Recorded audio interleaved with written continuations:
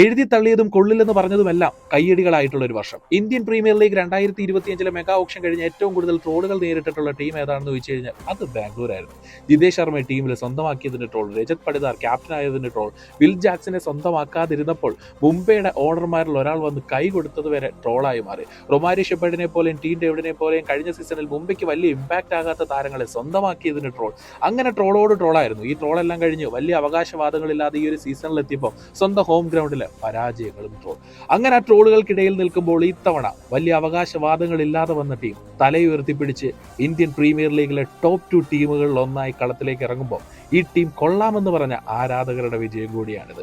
2025 സീസണിൽ royal Challengers Bangalore പല കണക്കുകളും എണ്ണി പറയുന്നുണ്ട്. അവരുടെ ചരിത്രത്തിലെ ഏറ്റവും മികച്ച ചേസുകളിൽ ഒന്ന് യാഥാർത്ഥ്യമാക്കിയ ടീം.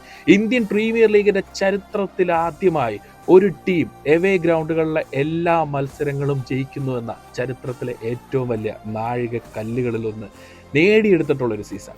മഴയത്ത് പോലും തങ്ങളുടെ ടീമിന്റെ സൂപ്പർ സ്റ്റാറിനോടുള്ള സ്നേഹം അറിയിക്കാൻ വേണ്ടിയിട്ട് ഒരു ക്രൗഡ് നിറയെ, ഒരു ആരാധക കൂട്ടം നിറയെ വെള്ള ജേഴ്സിയിൽ ഒരു T20 ഗെയിമിന് കൊടും മഴയത്ത് പോലും അണിനിരന്നിട്ടുള്ളൊരു സീസൺ. അതെ, ഇത് ലോയൽറ്റിയുടെ മറുപേരാണ് റോയൽ ചലഞ്ചേഴ്സ് ബാംഗ്ലൂർ. കപ്പിനായി ഇനിയും ദൂരമുണ്ട്, പക്ഷേ സ്നേഹത്തിന്റെ ഹിമാലയം അവർ കീഴടക്കി കഴിഞ്ഞു.